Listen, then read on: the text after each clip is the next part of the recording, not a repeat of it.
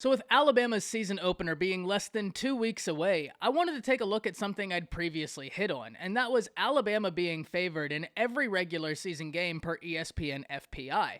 But today, I actually want to focus on the game that they had the lowest percentage chance of winning, at Texas A&M, because I think the eyes of the college football world are intent on watching this game because it should be a good one. But before we do, as always, y'all know the drill. I want to hear from y'all. Hop down in the comments, give me a Y for yes or an N for no. Do you agree with ESPN FPI that Texas A&M looks to be the most challenging game in the regular season for the Crimson Tide? Let me know what you're thinking there, and then let me know what other games you're looking for to be very solid this year. If you are new to the channel, be sure to subscribe, hit that bell notification. I do constant college football content. You don't want to miss any of it, and I have a lot of cool stuff planned for the season that I would love to have you a part of. And if you did enjoy this content, be sure to like and comment down below. But with all of that being said and out the way, let's really talk about this because there are some intriguing parallels in Texas A&M and Alabama this year. Namely, when we look at what looks to be the anchor for each team, which is the defense, because each team returns the lion's share of their production from last year.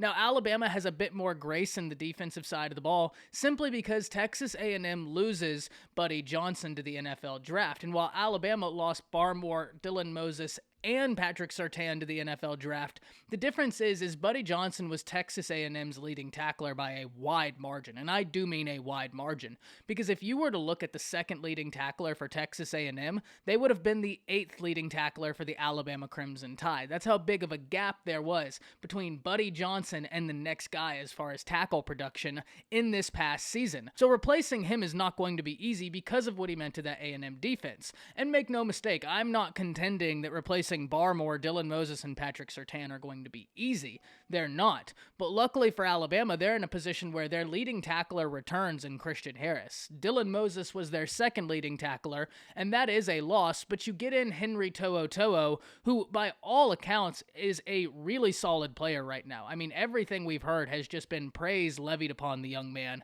and especially when they're talking about his communication, which is going to allow everybody else on that defense to flourish. I think the addition of Henry To'o definitely softens the loss of Dylan Moses, and that linebacking core isn't going to miss a beat for the Crimson Tide this year, which is really important. That, in my opinion, gives them a leg up over A&M.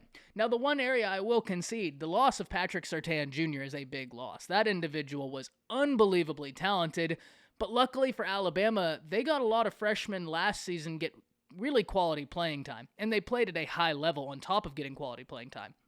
On top of that, you return your cornerback 2, who you can slide over to cornerback 1, and the guy who looks to replace Job's spot, Jalen Armour Davis, is an individual who has had a lot of praise levied upon him by the coaching staff. It's just injury bug has constantly bit him, but he's a really solid player. And then outside of that, you have the number 1 corner in the nation, JaQuincy McKinstry, Kyrie Jackson coming in, and then Terrion Arnold. So between those 3 names right there, plus Marcus Banks, all the guys that have been on campus, there's a lot of different dudes in that secondary we can turn our attention to, but both of these defenses, whether we're talking A&M or Alabama, look to be the anchors of their team.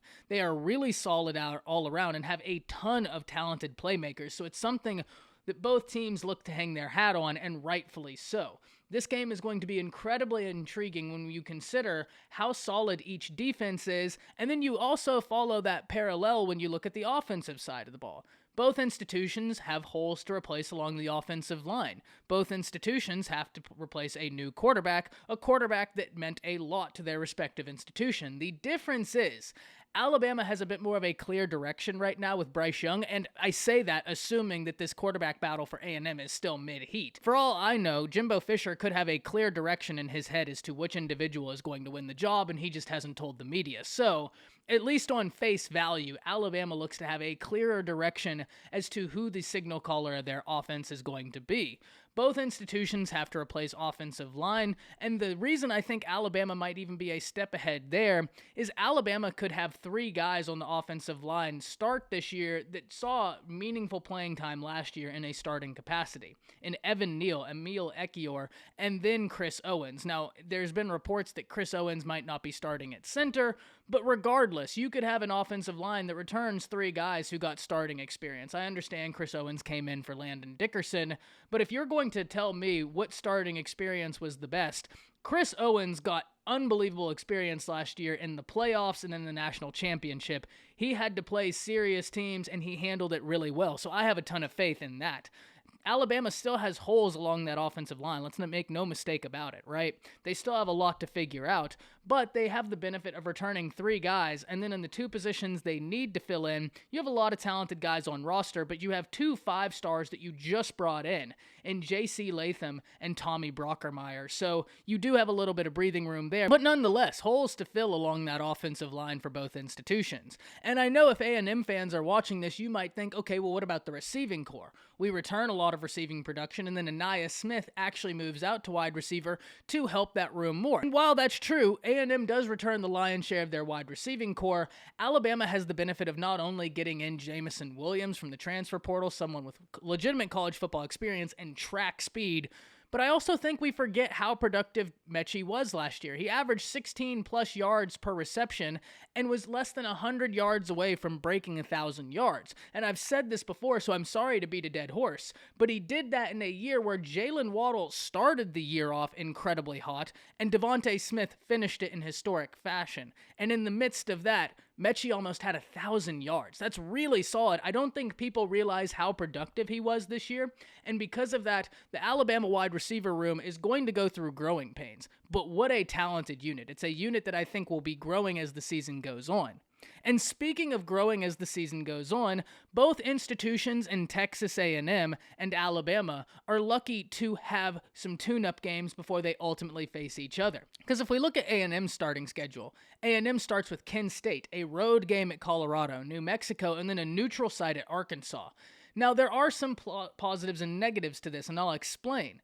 If we look at Bama's schedule, Bama has a neutral site at Miami, Mercer, a road game at Florida, Southern Miss, and then A&M. Now, the difference between these two is that Alabama is going to be tested a little bit more in these early games, in both the neutral site game at Miami and going to the Swamp. Going to the Swamp this year is not going to be an easy game. That's going to be unbelievable experience for this young Alabama team to get before they ultimately have to go to the College Station. Whereas if I look at A&M, the biggest test you have and the one real road game you have is going to Colorado. Colorado is a solid team, but I expect A&M to handle Colorado.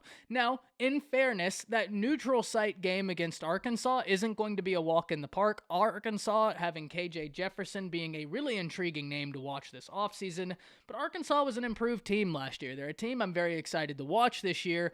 That could be an interesting game, but nonetheless, it's a game that I still think everybody watching would agree A&M should win that game. They should. Will they? Who knows? Arkansas, if they continue improving, can make that game very interesting, but A&M should win that game, especially when you're trying to have the expectations that A&M is levying upon themselves for this year.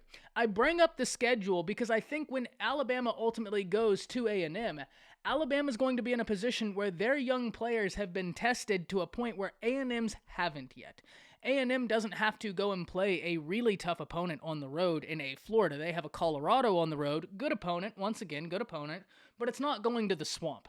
That experience should benefit Alabama massively. This is going to be a really interesting game regardless, because we're talking about a situation where Alabama's offense is looking to be a unit that has a lot of upside, but will experience growing pains, and they get to go up against a ferocious defense in the Texas A&M defense, and likewise for A&M. It is going to be very interesting to see how this game plays out, because if you'll remember going back to that video, I actually picked a couple more teams that I thought were going to be big tests for Alabama in this season. Not that they had the best chance of winning, but a team such as Ole Miss. How does Alabama respond after that game last year? LSU. What does LSU look like this year?